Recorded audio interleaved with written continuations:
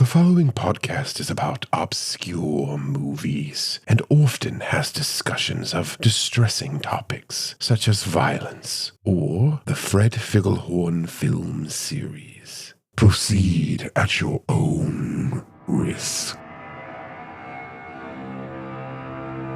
You must not avert your eyes. This is what is coming at us. Do not avert your eyes.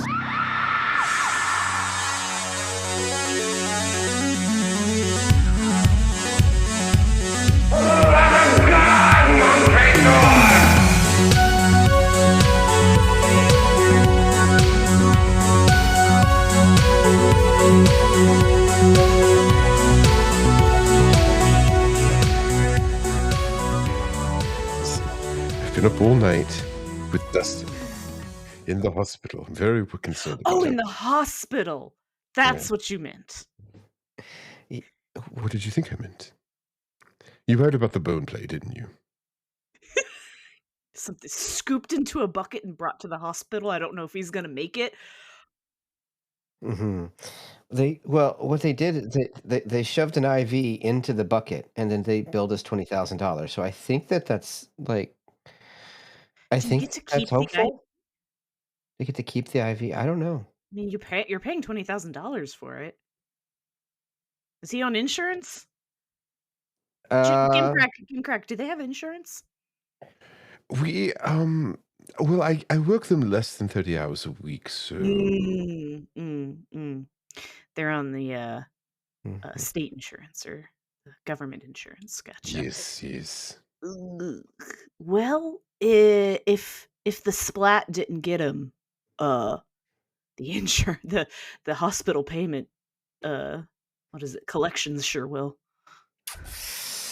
Jesus, though, I don't know, guys. I don't even know if we want to keep doing this show. I mean, I don't think he's gonna pull through. Hey, what's up, Gimcrack?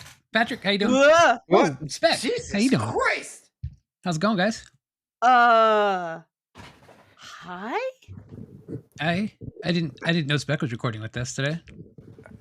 Yeah, well, we had her filling in because you weren't available. Oh no, I'm available. I'm here. Patrick, what happened? I thought you said bucket. He was in a bucket. He was like goop. A bucket? If this Goop? is What are we talking about? If this is a prank, I will walk out right now. I mean, it's not a prank. Look, I sent his family flowers. You guys, what kind of flowers did you send? Dustin, I don't know if this might be too personal of a question. Maybe it's a little too direct or blunt, but I need to ask, why aren't you Goop? Because Gwyneth Paltrow has that copyright on it. I saw the joke. I understood the joke. and I saw where it was going, and That's he him. still That's- went I mean, that's- straight that- forward. It's really him. I mean, It yeah. could be no one else.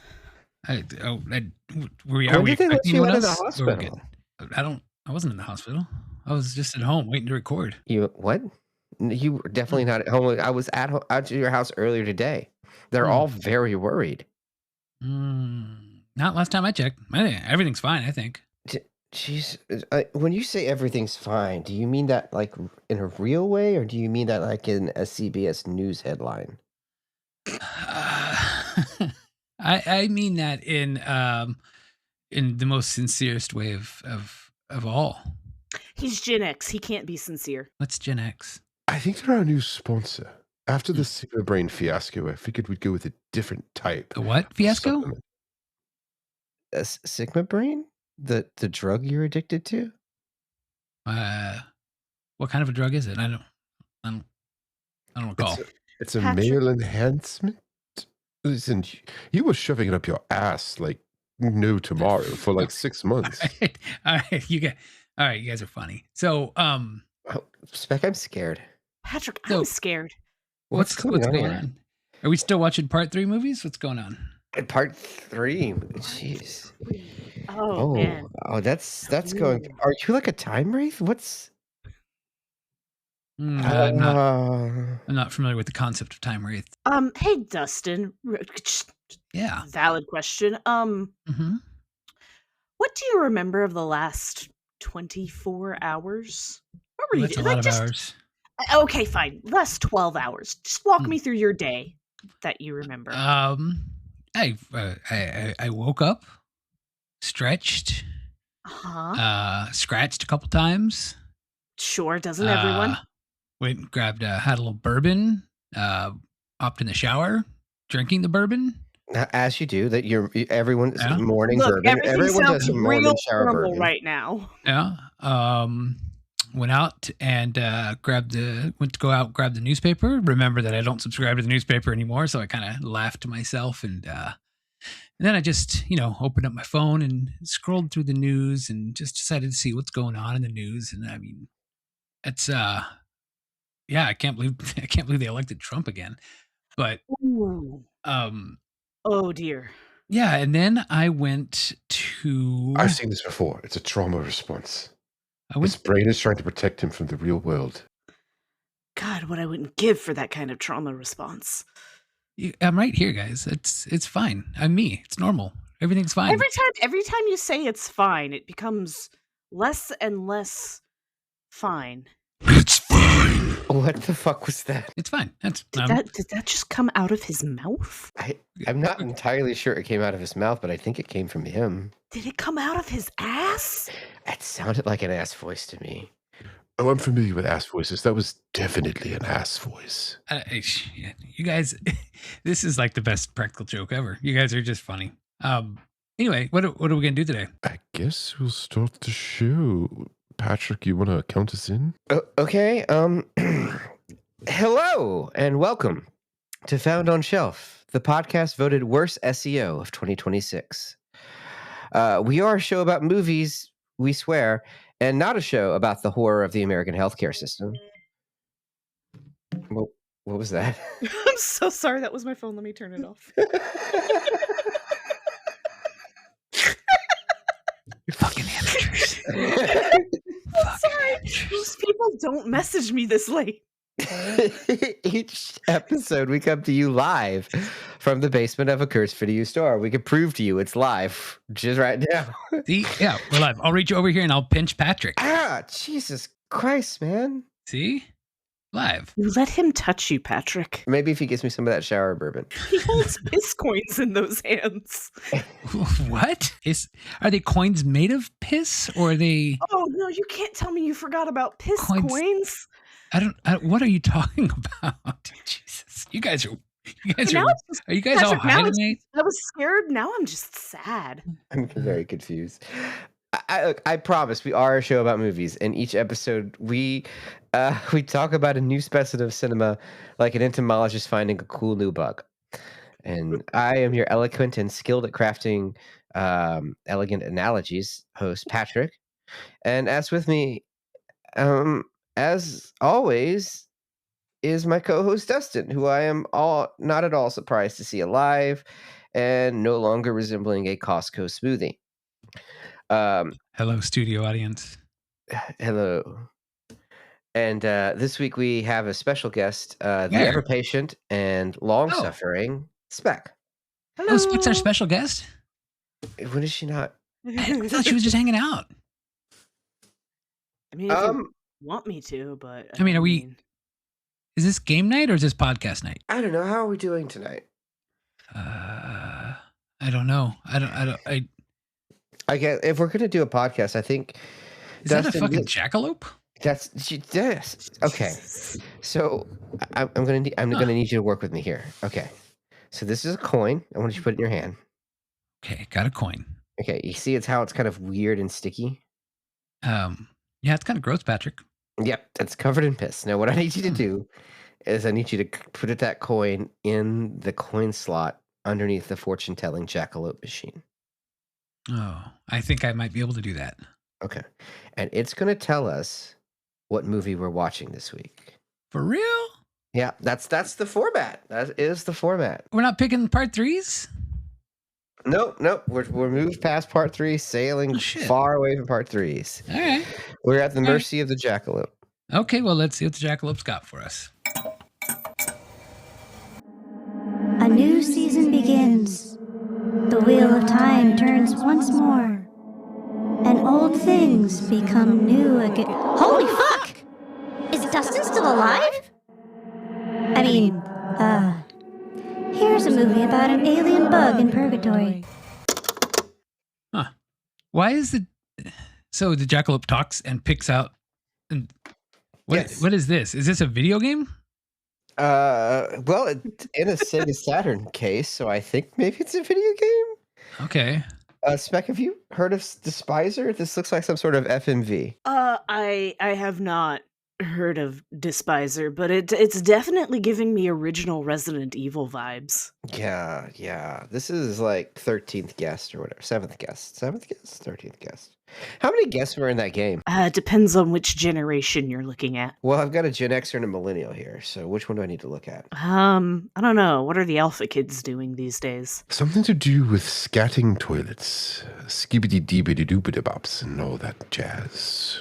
Everything old is new again, huh? Oh, hey, what's this button? Oh, that's Wilhelm. that was... Oh, who's Will? Is he No, a Wilhelm. friend of the show? Wilhelm, yeah, Mr. Helm. Is he a friend? Is that Helm's brother? So let's go watch the movie, Dustin. I think it's gonna do something to you. There's a button here that says trailer. There's Yeah, a click button. Yeah, go ahead and push the trailer button. Let's see what if that can shed some light on what Despiser is. All right. Already, I'm feeling a lot of like ambient vibes, so maybe it's like Koyaanisqatsi, I'm scared. but shitty. On the razor's edge, between life and death, Yeah.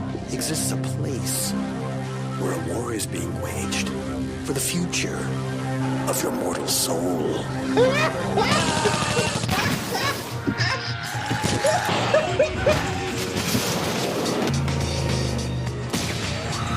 What's going on here? Who are you guys? What is this place? Sure isn't Kansas anymore. Their enemies are fierce. Their survival uncertain. They battle evil to save your soul. From writer-director Philip Cook of Invader and Beyond the Rising Moon comes Despiser. Despiser thinks you know a way out. There is no way out! Listen to yourself. You sound like a crazy person. Everybody here is dead!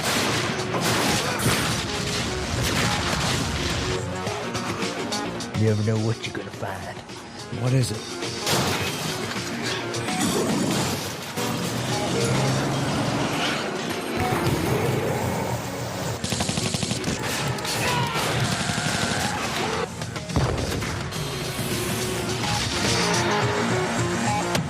The battle for your soul has just begun. Eagle Films presents Despiser. We're God's trashmen sent to right the mess. Despiser. Love the way he says that. Despiser. Well, that certainly was a thing. Did you despise the movie? No. Despising either. the movie would imply I had any sort of strong feelings about it. I can tell you right away, there are not there are not that many guns in Purgatory. I don't know where they got How the do idea you for that. hey Dustin, how do you But- know? So, Spec, do you have an elevator pitch for this movie?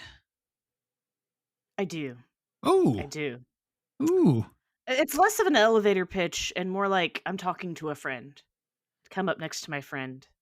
All Put my right. arm Hi, around. friend. Hi, I it put going? my arm around their shoulder. I said, Uh-huh. "Hey, buddy, Yeah. are you tired of artificial intelligence? Do you miss the days when crappy digital created art was handmade? Do you want to see something that looks like a toaster made it? Did you ever play Doom? You know, I played Doom a couple times. Boy, let's go watch a movie. I have just the movie. You know, you've sold me. Yeah. I think the best word I can come up with is this movie is charming. Yes. In a way that I think upon its initial release, it would not have been viewed as charming. No, I really liked it. I think this movie has far more confidence than it should have. Yes. I said it. It And feels I love like it for that. it feels like an adaptation of a Todd McFarlane comic book that was written by Frank Peretti. It's Temu Speedracer.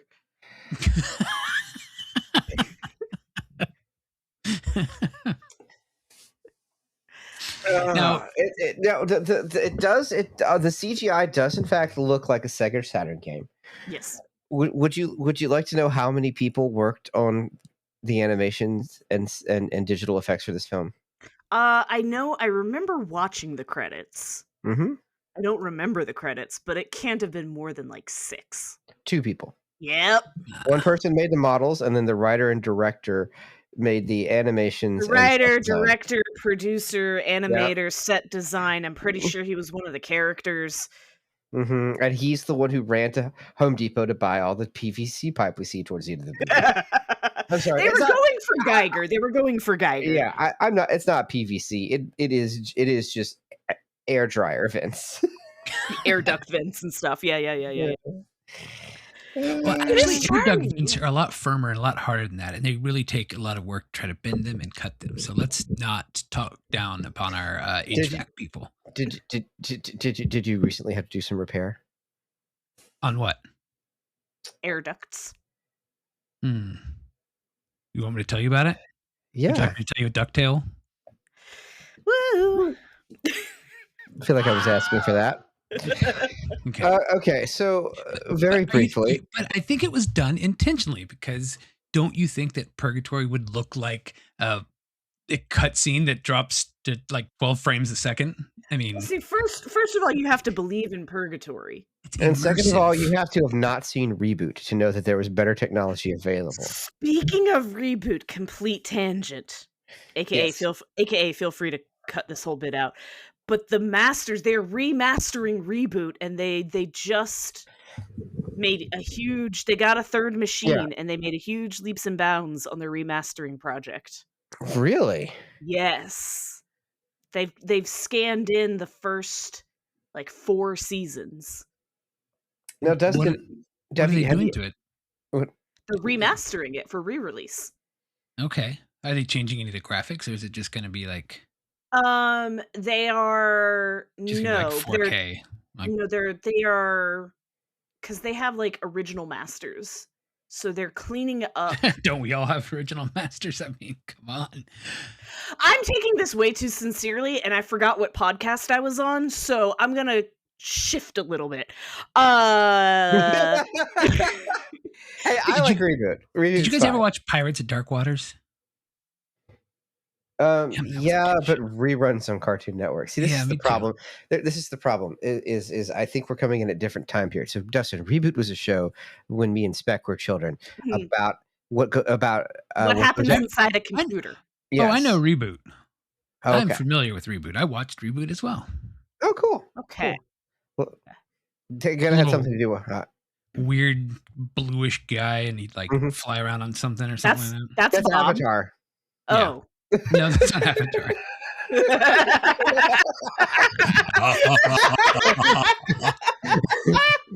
James Cameron's Reboot. Don't let him near Reboot. Hey, say what you want. He'll get the asses in seats. Weren't we talking about Despiser? Oh yeah. We were trying not to. Okay. Despiser is a film it's amazing. Yeah. I need to, Dustin, what is amazing about this film? You didn't see like, well, actually, you know what?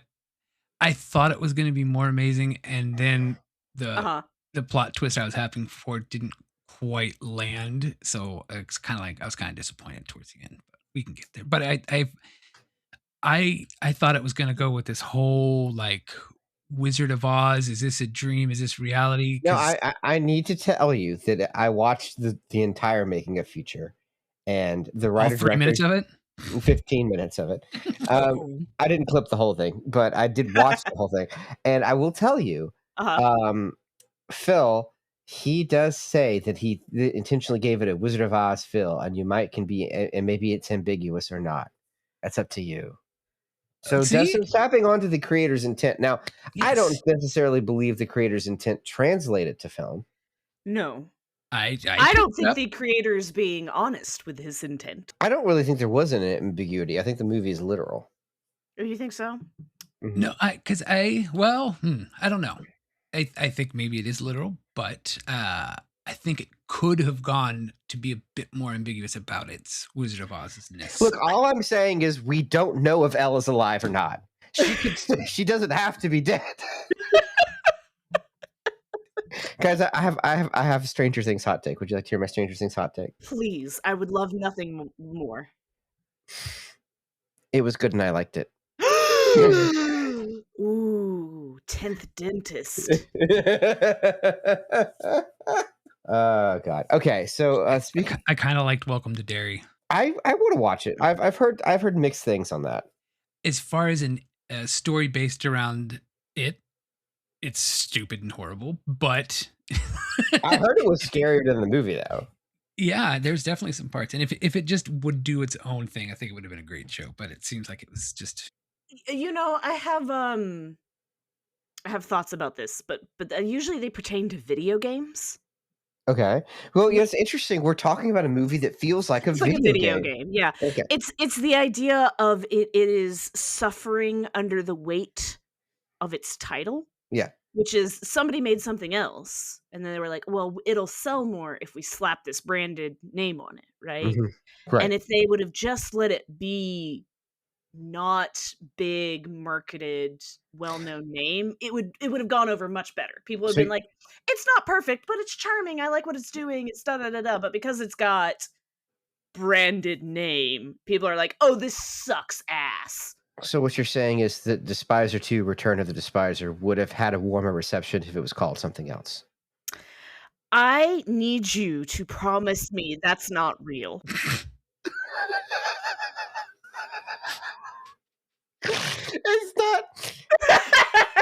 It's not technically real. I mean, that was the plan, but the characters are returning in his most recent feature. No. Yes. Actually, let me play a little bit of that Kickstarter for you. Hi, I'm Phil Cook, and I've been making sci-fi spectacles for over 40 years, and yeah, I'm still at it. Over the years, I made StarQuest. You keep forgetting that you're not a human being with rights recognized by the law. Then Invader. Nuke them to the glow. I recognize that voice. Later came the Malice trilogy. And then with your help, we brought Pungo A Witch's Tale to life. A mystery. And most recently, Ghost Planet, which took 2 years to finish. Now I'm returning to horror fantasies with my newest picture, Echoes of Dread. The story dives into the strange crossroads of horror and social media. No way. Which, let's be frank, the two were made for each other. Oh, no.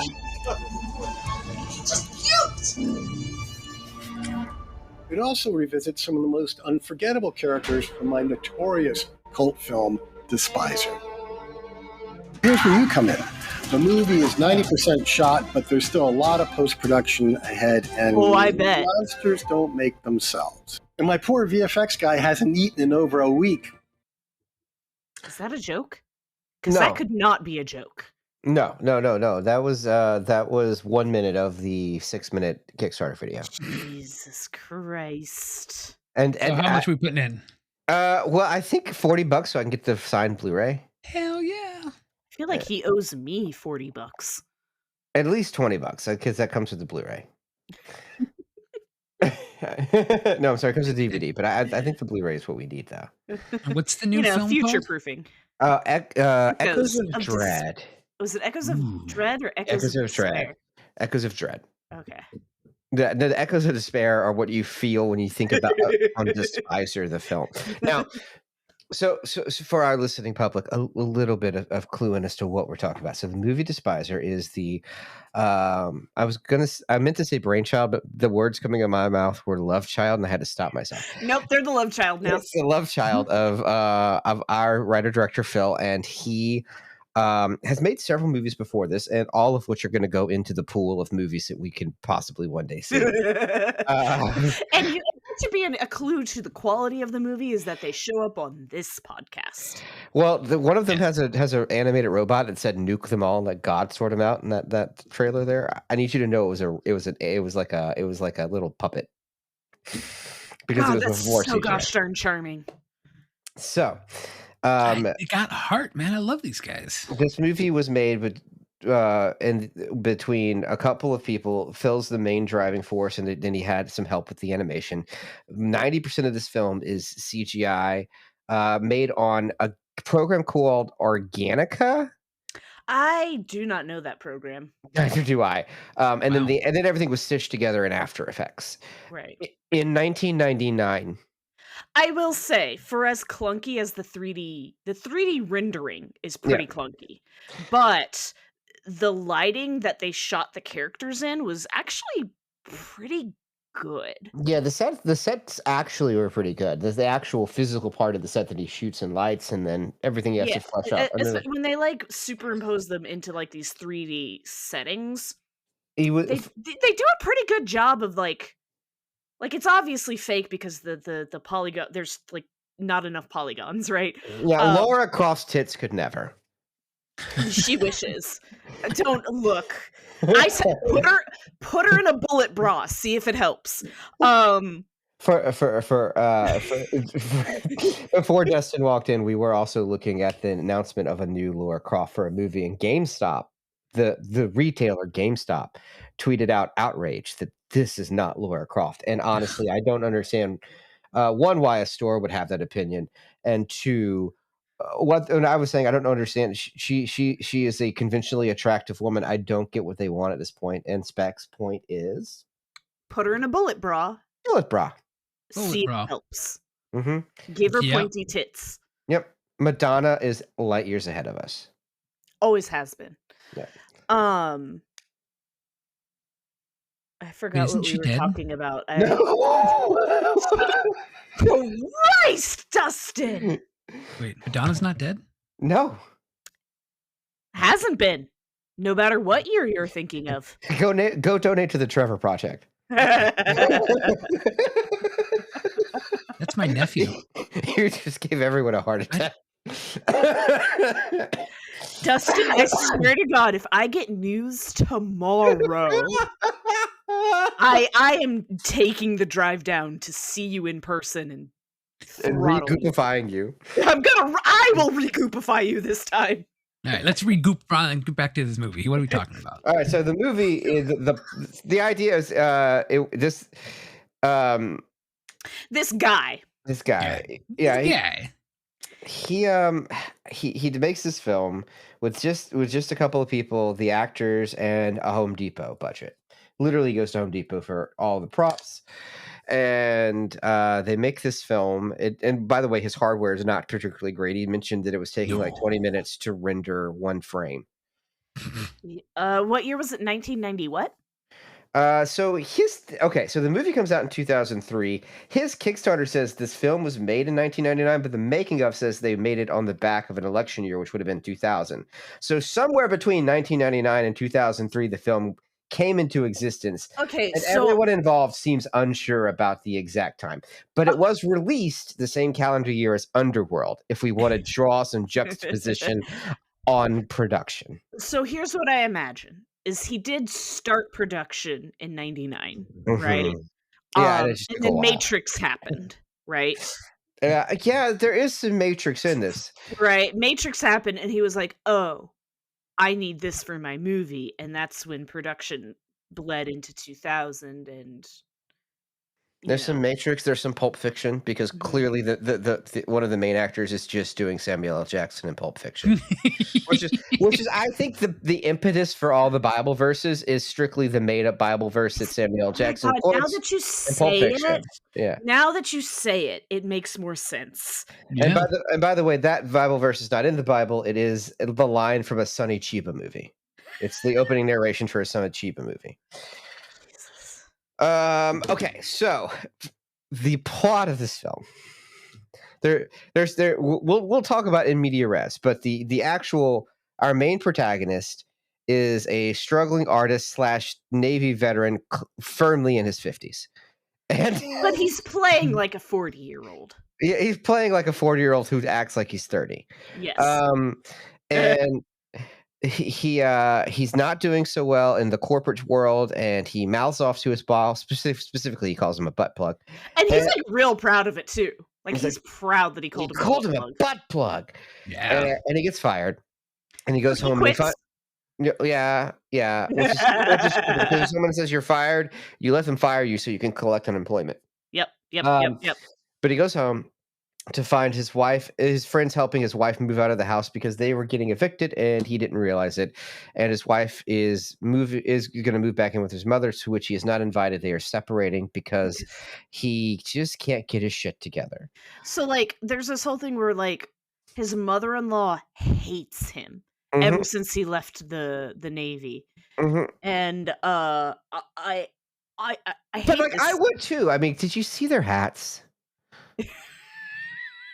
They did look very Popeye the Sailorman. His wife is having the most normal reaction. She's like, honestly, the dialogue when she's leaving him is great.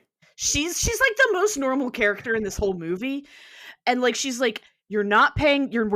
I work 2 jobs. You are an artist who just quit your corporate job, and you want to be this big, like, famous artist, but then you never show your work, and I can't take it anymore. I am in my 40s, pretending to be a 30-year-old, even, and I need some security. And he's like, no, come on. And I'm like, no, she's right. She should leave him.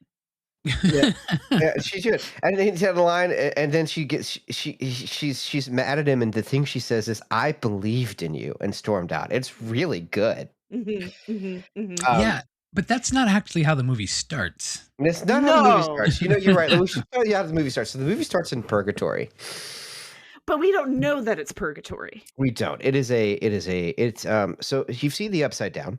I told you it's giving original Resident Evil vibes, where everybody comes in and it's like an FMV. Yeah, it is. But it's the point I was making is it's very blue.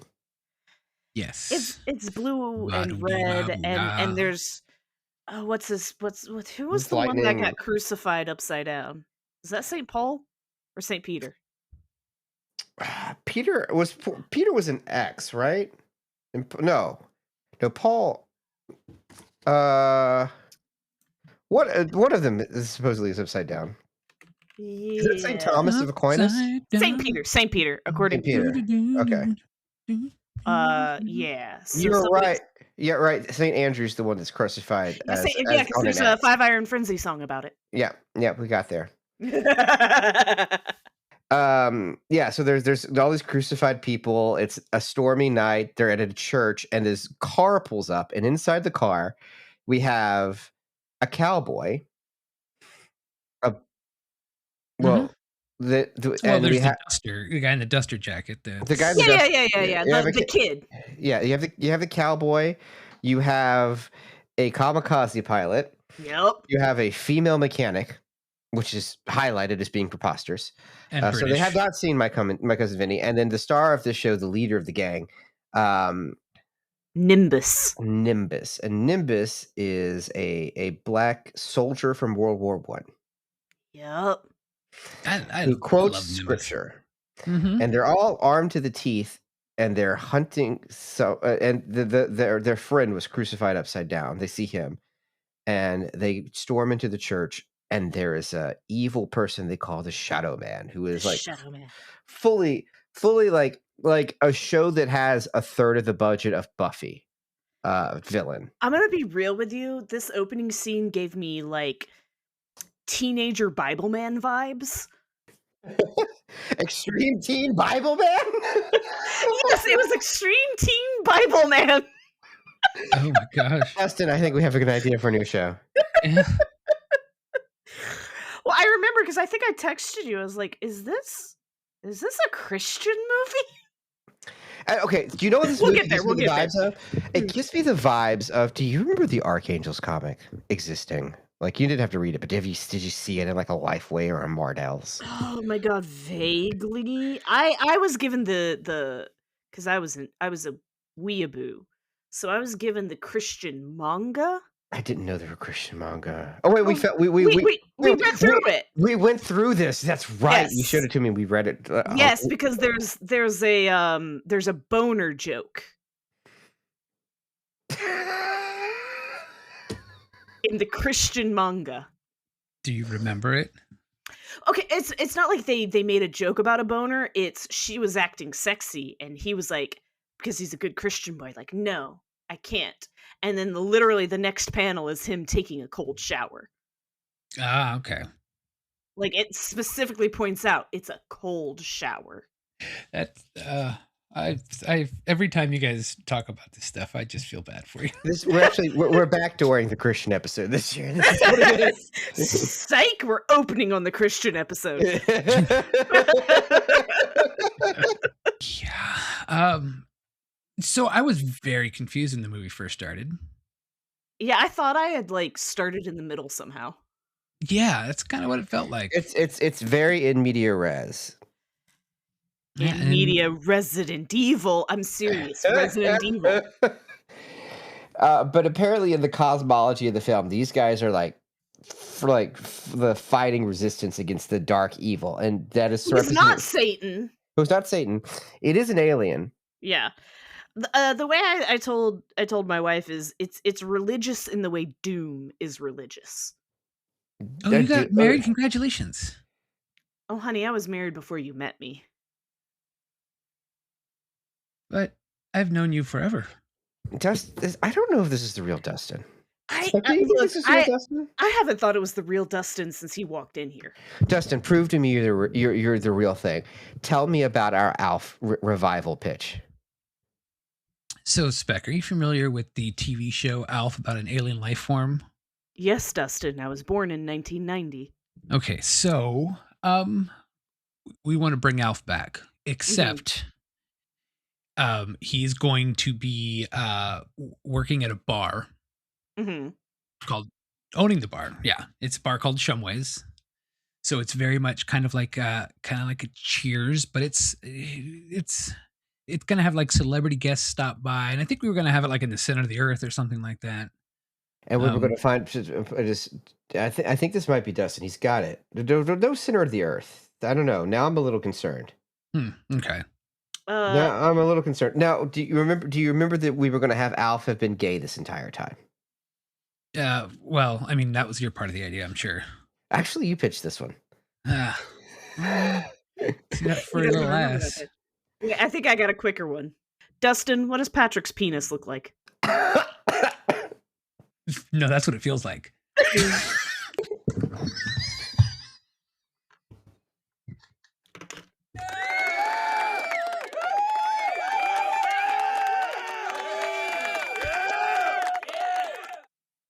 I'm so sorry.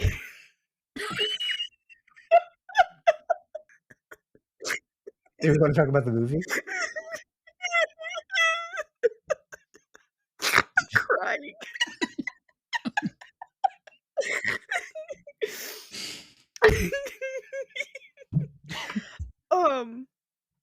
What's there to say about this movie, man? It sucks so bad.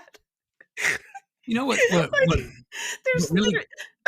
there's enough happening moment to moment, enough action happening moment to moment that you're never really like not engaged, but also nothing happens, so you're also kind of bored out of your mind.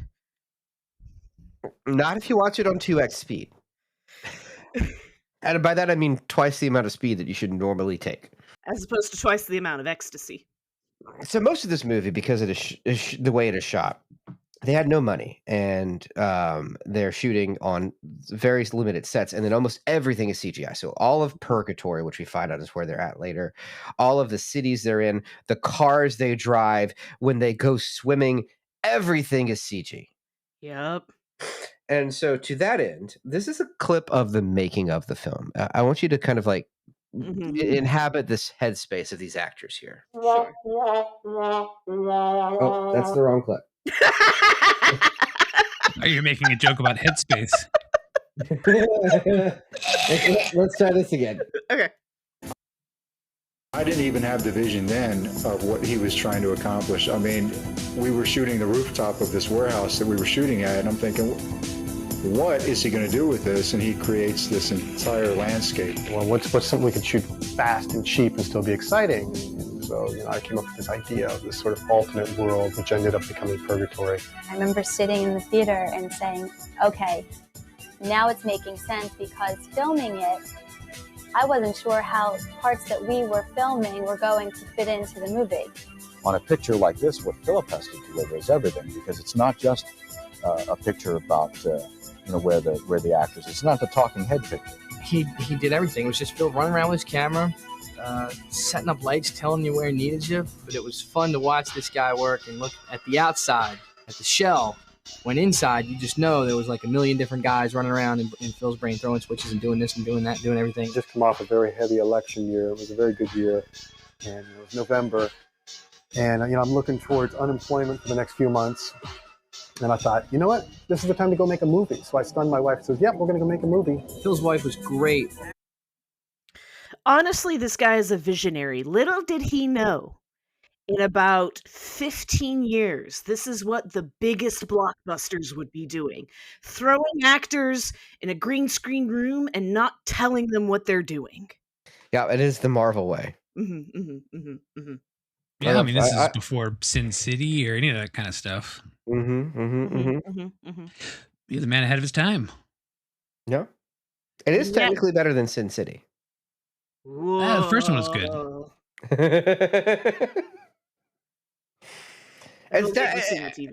It's definitely better than Frank Miller's The Spirit adaptation. I did not watch that one. I just remember the Dick Tracy movie. I like that movie. It was good. Again, it was charming. Yeah, just like this movie. Or Speedracer. This movie is charming in the sense that I live in the year of our Lord 2025. That's okay. And the fact that I can see where they tried to blend the CG brick into the actual brick of the facade of the apartment is like, oh, that's so cute. Yeah, I did find it interesting when they switched to like him and his wife. Like the camera that they used was like a soap opera camera. Like it was very Vaseline on the lens. Yeah, it was very weird. It Some was soft like, lighting. Yeah, it was like two very different movies happening here. Now he has a friend here who's kind of like a friend. A friend. that was good. Who's kind of like Spec. How did you describe this character? A beer. Yeah, his whole personality is beer. Every time you see him, he's got a beer and he wants to offer you a beer. And talking about beer and offering beer. Now, earlier I said that in this new horror fantasy movie that he's currently kickstarting, some of the characters return. Do you want to know that it's the guy? It's Beer Guy. Beer Guy's the one that comes back. I like Beer Guy is back. They're great sidekicks. Well, that's the thing. When he says some of the characters returning, he shows actors returning, but I don't know if they're playing the same character. I'm not entirely convinced they're not just those actors, and he said the wrong one. But I could be wrong. Phil can add us. You can come on the show if you want. We'll even be nice this time. No, don't write checks that my mouth can't cash. I won't be here. They'll be nicer. That's fair. That's fair. So the nicer. Nicer. That's like now that is the Pure Flix version of the Despiser. The nicer. So Nimbus in the Freedom Fighters, Nimbus is obsessed with fighting a religious war against what he believes evil, which is the Despiser, the force of evil in this movie. We later learned that the Despiser is actually an alien that crashed and died and wound up in purgatory somehow, and his army is trying. Wild, because they specifically say he's a soulless being. So yeah, so what's he doing in purgatory? Right. Also, it's weird that he believes in purgatory since he made fun of our main character for being raised Catholic. Right, because Protestants don't believe in purgatory, but Catholics do. Correct. It's weird. Now, I get the idea that like Protestants don't like Catholics, but like I specifically did mean it in the fact that it's like, if you believe it's purgatory, wouldn't the Catholics have, you know? Yeah. Wouldn't that mean they were right? I mean, I'm not saying it, but I mean, look, the Pope throws a mean rave. Is all I'm saying. It was pretty good. Not gonna lie. So in purgatory, also there are weapons. It's very important that we know from the future this comic book fight has weapons in purgatory. And the reason our main character goes into purgatory is because Beer Guy gives him beer to cope with his wife leaving him, and then he drives out drunk into the night. And while he's crossing a bridge, 2 unattended children jump out in front of his car on a four-lane highway over a body of water, and he swerves and crashes his car into the piling. The car does not fly off the water; it crashes into the piling, and then he wakes up dead and in purgatory. And now he's been drafted into the war. Now, the other main character, who I think is the more fun character, is the Shadow Man. And the Shadow Man was great, but they could not lock an actor down for him. They really couldn't. So the idea of the Shadow Man is when the alien crash landed, this particular alien's body died, and he can only hop between bodies. So it's weird that they call him a soulless being because he seems to be pretty much pure soul. And he possesses other people that are all dressed the same. And every time, every single one of them tries to eat the scenery in a slightly different way. And it all works. Every time he's on screen, it's just all you can look at. And so he gets murdered in the first scene because he crucified one of their guys upside down. So this is his second body. And he's waiting there for our main character when he dies. And this character is, I think, the best Shadow Man because he's giving Jim Carrey. That is my canonical Shadow Man. I know he gets like 2 extra bodies after this. Look, this is like, the Shadow Man. It's like Doctor Who. Your first Shadow Man is just the one that you get used to, really latch onto. Yeah, and the other regenerations. I personally, when I talk about favorite Shadow Man, I'm number 2 all the way. Dustin, yes, are you the Shadow Man? How did they get so much ammunition? In hell? In purgatory? I don't know. Purgatory. There's guns in purgatory, but there's not just guns. There's warheads. Nuclear warheads. In purgatory. And like a lot of them. Like a lot. Yes. So how do you get ammo? In purgatory? Did you forget the shopping spree they went on where they got fancier polygonal cars? And guns and ammo. Okay, so you gotta go shopping. Okay, cool. So, wait, no, why are you trying to bring ammo to purgatory? Huh? That seems weird, right? Am I crazy, Spec? I mean, like, if you think about it, in this movie, in the second half of this movie, when he decides, when his wife gets kidnapped because somebody causes her to commit suicide, don't worry about it. Actually, it was the Shadow Man. Who can't leave purgatory?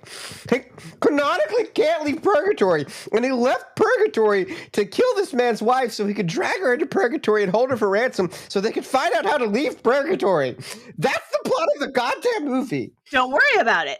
He takes all these guns from Beer Guy, who has a stockpile, an arsenal. They're both veterans, so that actually tracks. I don't think veterans keep Uzis in their closet. Not Navy veterans. Yeah, okay, maybe. Not Navy veterans. One that actually saw no combat. Right. Well, the ones that saw no combat are more likely to have weapons. This is how you get Jarhead sequels. Hot takes tonight. Hot takes. So he loads his friend's car with all his guns and then drives off a bridge, and the car with the guns makes it to purgatory. Yeah. Which begs the question, how the fuck did the missiles get there? Because the only way I can see is if they blew up. I mean, they did make a Hiroshima joke. They did make a Hiroshima joke. Because our kamikaze pilot died before that happened, and he's like, "What are you talking about?" And he's like, and our main character jokingly is like, "I'll tell you later." Yeah. Wait, This what is the more fuck? powerful than the Hiroshima bomb. And the kamikaze pilot goes, "Hiroshima," and he goes, "I'll tell you later." I mean, they basically queued it up for a laugh track. Yeah, but it was not funny. No, of course not. You guys are hating on this movie. Yes. I'm a hater. It's kind of what I do. Oh no, the haters. Mm-hmm. Oh God, from the VR movie. The haters, from the fake Left Behind movie. Oh, I forgot about those. I'm just sitting here drinking my haterade. What, you mean you forgot the movie with Gary Busey and what's his face? Howie Mandel. And Howie Mandel, and about how the haters were out to get them? Hey, watch it. There's more Left Behind movie spec. we can we talk about the trolls. Are you telling me the Despiser isn't a Left Behind movie? Well, yeah, that's the thing I'm saying. It's like, so Archangels, that comic book, is basically like some people who saw like Rob Liefeld are like, what if we do that but Christian? And they made them angels, and that's the vibe. That's like everything in a Lifeway bookstore. Yeah, what if we did that but Christian? Again, Frank Peretti. What if I could write horror but Christian? And then you get that weird scene where like he'll be like, and then the demon said profane things instead of writing the profane dialogue because he can't do that. Because he, as a good Christian boy, can't write the profane things. What he did write is more egregious, but yeah. It wasn't profane, but it was somehow worse. I remember, didn't he work with Ted Decker? That's another name. House. Yeah. House. I read House, and I was like, because my brother read it, and he's like, oh yeah, there's like a scene that's super scary in there. And I'm like, all right, cool. And I read it, and I was like, okay, where was the scary scene? And then I finished it. I was like, where was the scary scene? What happened? I was promised a scary scene, and I got nothing scary in there. I read him when I was a kid, like 8 or 9, 9 or 10, and I read like This Present Darkness and The Oath, which was like a dragon was the embodiment of sin, of and course. it was like murdering people. And then This Present Darkness, we all know, is his Christian war movie. Yeah. And then didn't he wrote a Bigfoot novel? He wrote a Bigfoot. I don't know. I could never get into This Present Darkness. It's so bad, dude. Boring. It's so bad, dude. It was so boring. What I don't even know what we're talking about. We're talking about Despiser. Okay. Despiser. Can we talk about the trolls? Oh, you're gonna die. You're gonna die. Yeah, so there's a talking troll doll. Multiple appearances. And it moves and screams like, you're going to die, you're going to die. And again, it does this in the real world before he gets to purgatory. So again, maybe he is just going crazy. Maybe not if it did happen. See? So here's my question. Would the movie have been better if it was all in his head? No. Yes. And if it was they would all have in to his change head, it, but yes. If it was all in his head, how do you explain the Shadow Man pulling his wife off a side of a building? She was just suicidal. No, she was depressed, suicidal. He was very clear that she was not suicidal. She was a good woman. No, that was a hell of a line. Yeah, I don't know about that one, Phil. Yeah, I told you, it's got that stank of a religious movie, right? I kind of want to be there for you with like Invader and Malice. I want to check those movies out, but this one, So anyway, he does that, and he goes back to wage war against the alien that abducted his wife. Now, there's what to describe the Despiser, what the alien looks like. Okay. So PlayStation 1 was a very powerful console. And in the early years of digital graphics, people were really messing around with what they could get away with. And God, like a third-rate mini boss in a Final Fantasy game, in like early 3D Final Fantasy game. Yeah, I could see that. God, I wouldn't. Yeah, that's about it. A weird giant worm thingy with lots of arms and a tail that can kill people. Okay. Here's a poll, because I don't think we all watch the same kind of YouTube. But do you remember Doug Walker's The Wall? I remember Folding Ideas video on Doug Walker's The Wall. That's where I'm pulling from. Do you remember Folding Ideas talking about Doug Walker's The Wall? Yeah, he said the meanest thing I've ever heard anyone say about another person in that video, which is that Doug can't create art because he's fundamentally incurious. And he's right. Do you remember that point in Folding Ideas video about Doug Walker's The Wall where the movie stops for like an animation YouTuber's cameo in Doug Walker's The Wall? Yeah, it was some weird furry thing. Okay, imagine that guy, not him, but like a guy like that. But you don't have high-end graphics software. And you wanted to create a quote-unquote scary monster. All right. I don't know The Wall. That's a specific image. I know Pink Floyd. Well, I do know. I do know that this movie was amazing.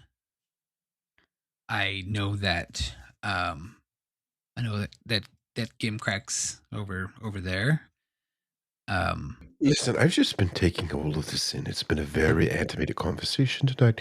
Wasn't a lot of need for the producer to step in to try and generate the juices. They were just flowing. I like it. I like the vibe. Okay, get your juices out of here. We're talking. Listen, this is my store. My juices will be wherever I want them to be. All right? I'm sitting here trying to make a nice lemonade while you guys talk. If someone gets in your eye, it's not my problem. I think you can leave now, Gimcrack. I don't think that that's going to happen. I said you two can play that game.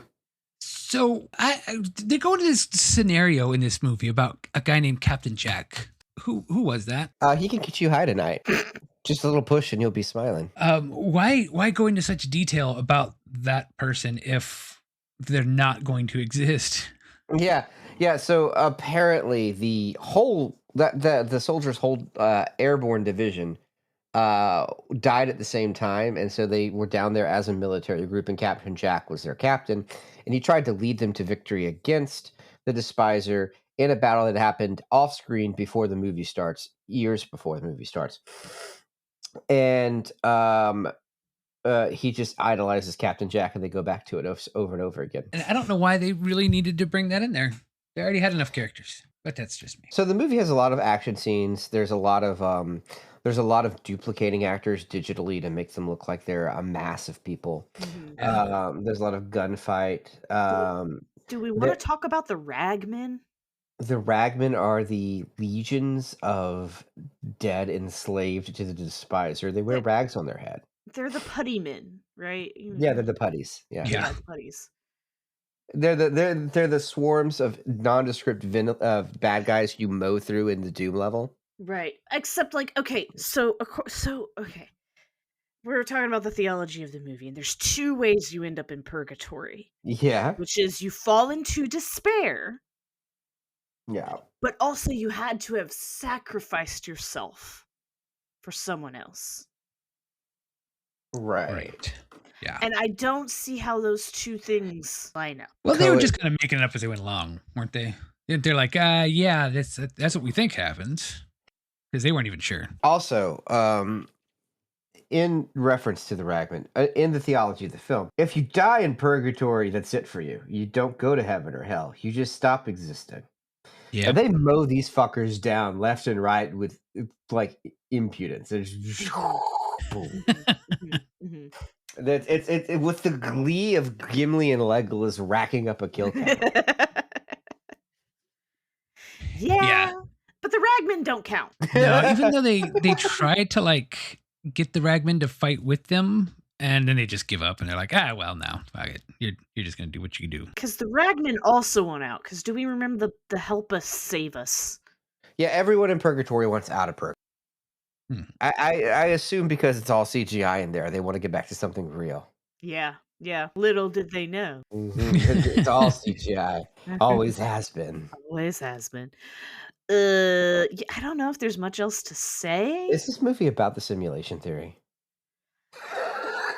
I think that's putting too much effort into it. We were talking about how, like, in horror movies, you can analyze as much as you want out of it, and you'd be right and wrong at the same time. So they mount an all-out attack to go kill Raku's basilisk. I mean, the Despiser. So they they mount an all-out attack to kill the Despiser. Now the Despiser has a plan, and the Despiser's plan is to amass enough nuclear warheads to blow them all up at the same time, to rip a hole in Purgatory and get back out into life, which they refer to as the real world several times, which is alarming to the structure of the movie's reality. The good guy's plan is to blow up those same bombs before he has enough of them.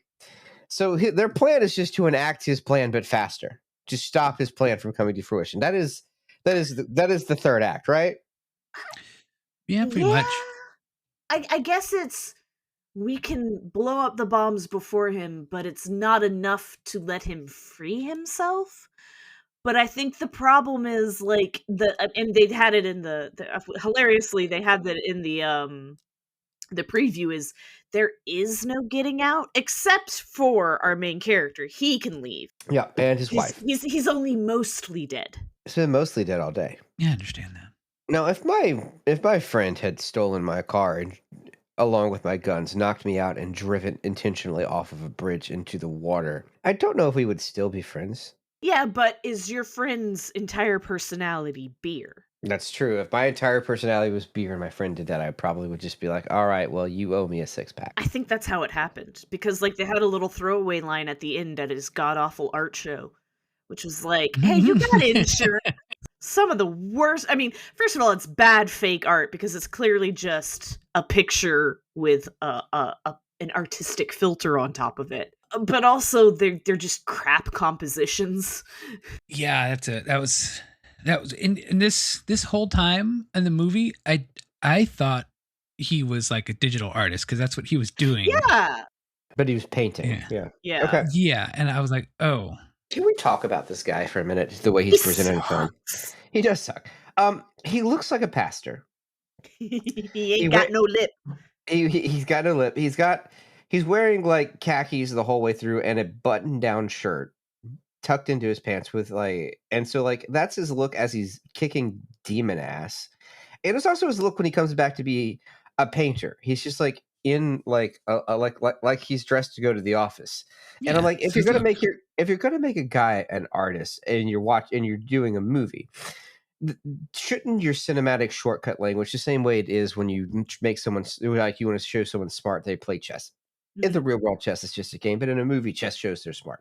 So if he was an artist, wouldn't he at least look a little bit the part? He looks like I get what Dustin means by digital artist.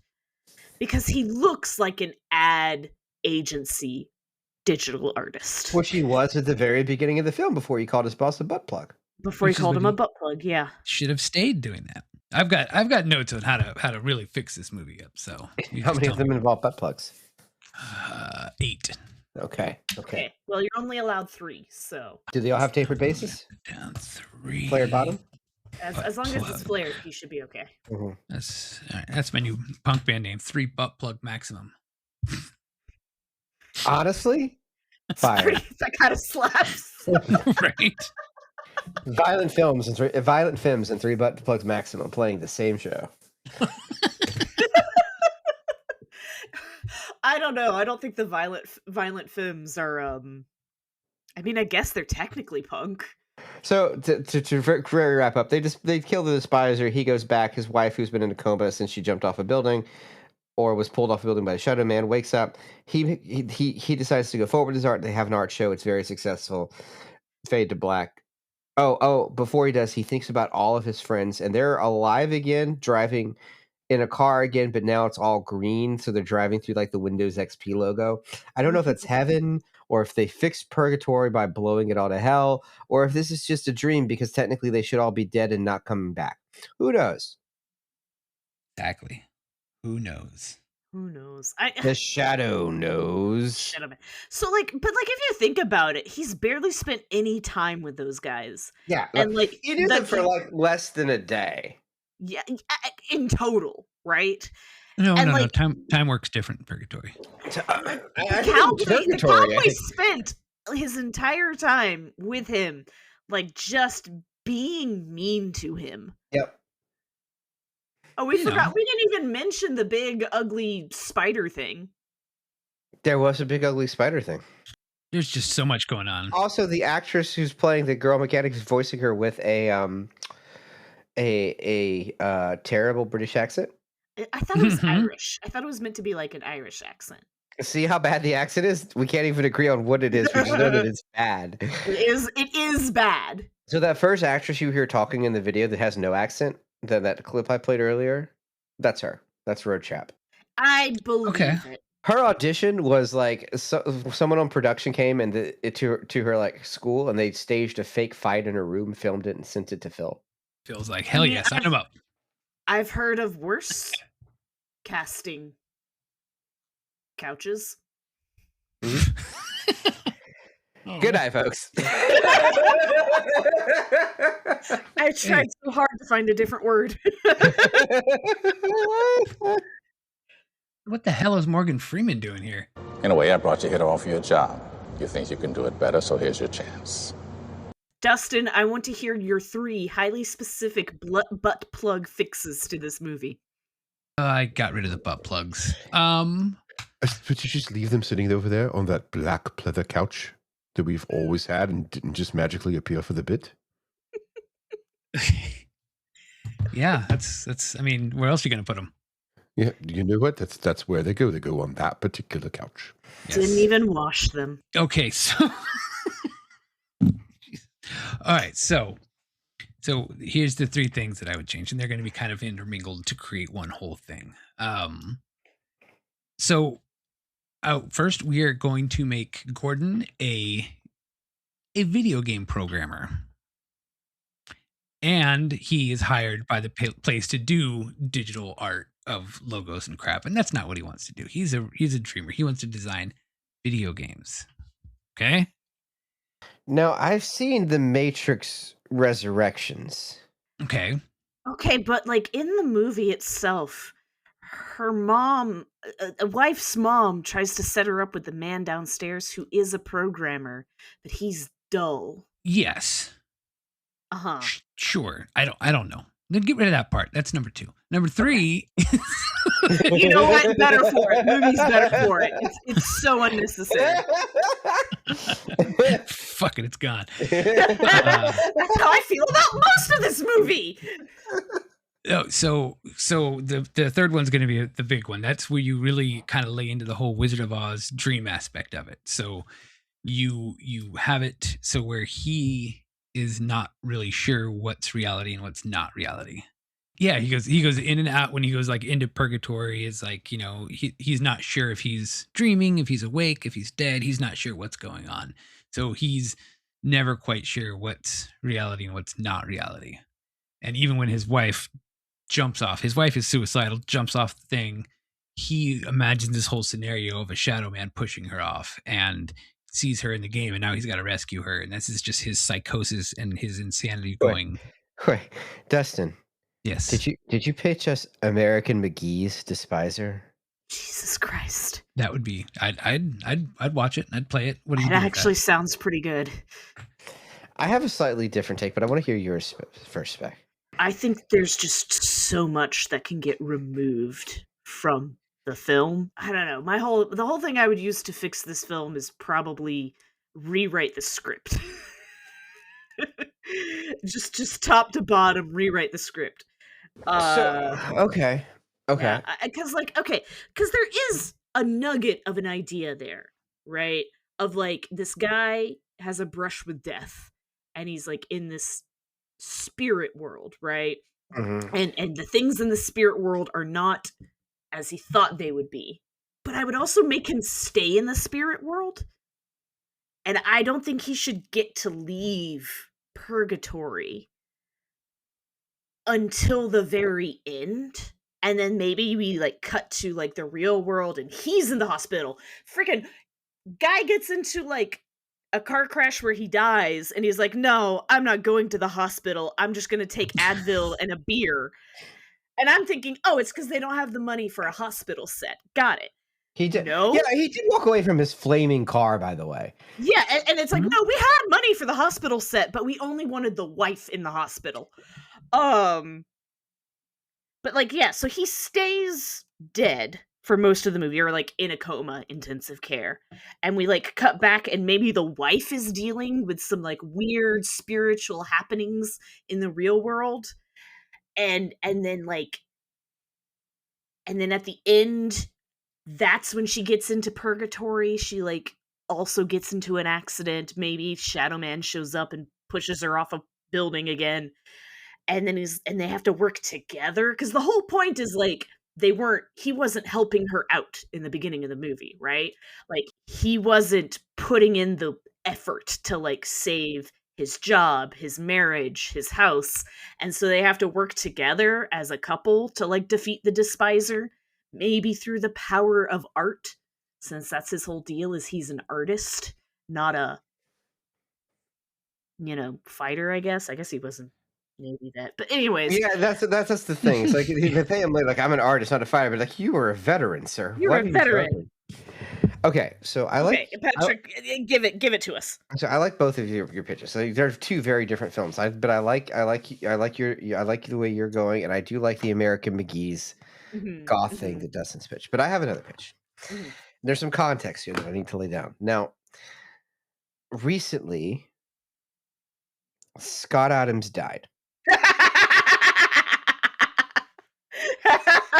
Sorry. While recording his podcast on his deathbed. Wait, really? Yeah. Really? Yeah, one of the last things he said was basically recreating Pascal's wager. He's like, I don't believe in God, but my Christian friends tell me to, so I'm going to say the words now, and that should take me to heaven. And it doesn't matter that I don't believe, because if I wake up in heaven, well, that's enough to make me believe. And I think that I still qualify for entry. Dead. And rest in piss. God, that would suck to die at the end of the podcast. Yeah, literally never happened. It's the first time it's ever happened. Since he's died, and he has no heirs. I'm still here. Oh wait, you talk about Scott Adams. Sorry, Scott Adams. Yes. I know you're a big Scott Adams fan, but I'm talking about him. He died an orphan with no heirs. And no next of kin, no wife, partner, family ties. So right now, the ownership of Dilbert is up for grabs. I think it's in debate, and I say fair game. So I think it should immediately move into public domain. It should, and in that respect, we make this movie, and it's now about a struggling engineer who has a problem with a 2 starch-up tie. And Dilbert dies. Probably while recording his podcast. Yes. And he goes to purgatory. American and it's the same movie. It's American McGee's goth movie and Spec's hardcore drama, but Dilbert's in both of them. You know what? I do believe it would be a better movie. Yeah, that's the people's Dilbert. Yeah, and the Despiser will be the pointy-haired boss, and some of the guys in the car, you could have the Dogbert and whatever else those other things were. Dogbert's the Shadow Man, clearly.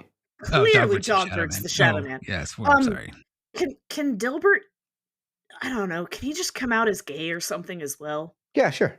Yeah, let's do it. Yeah, I was going to make him trans mask, but gay's fine. You know what? I like that better. Dilbert's trans mask. He's in a T for T couple with a nice trans woman. Let's do it. And then Wally is beer guy. Okay, I've run out of Dilbert characters. I remember. I was a Calvin and Hobbes girly, not a Dilbert girly. I had those two, and that was all. I was like pointy hair guy, dog, Bert. That's all I remember. We are the Found on Shelf podcast. If you think what we do here is funny, we do this every other week on New Video Tuesday. You can find us online at Found on Shelf Pod at all of your social media sites that are not currently run by Nazis. It's a dwindling list, but we're out there. You can also reach out to us at foundonthelshelfpod@gmail.com. Send us a link. We will answer to you. We also have a phone number. Dustin, do you remember the phone number? You have a phone number? There's a phone number. We'll add it in post. Probably when not. Did we get a phone number? Dustin, clear your mind. Dustin, clear your mind. Clear your mind. Open your ass. What's the phone number? Let's see the numbers. 252. He's doing it. 564. Keep going, Dustin. We believe in you. 8666. Call that number, and we will we'll play your call on air.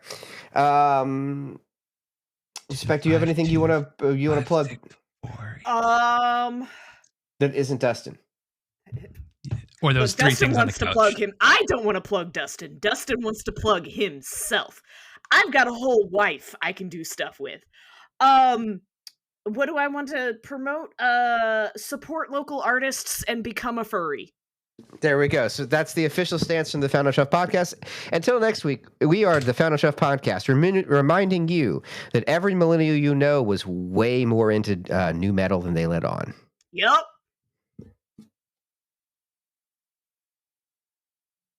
I wanted to present you with something. I have an award for this movie. I'm going to start doing awards for movies.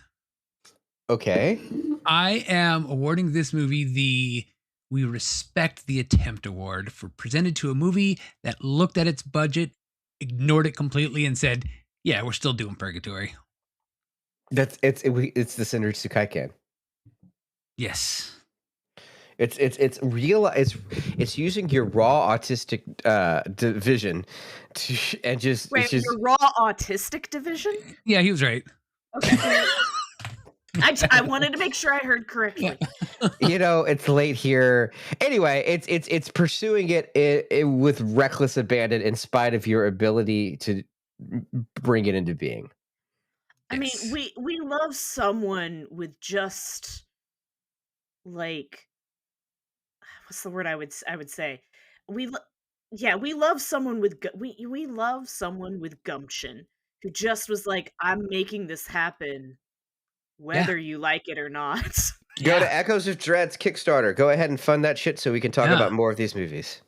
Look at you dead in the eye and say, yeah, this demon's glowing like a screensaver. And no, we're not going to explain why. Just watch. You know my favorite part of the movie? What's your favorite part? The 3D pipes. Yeah. Or the 3D bass. Basically all of the screensavers.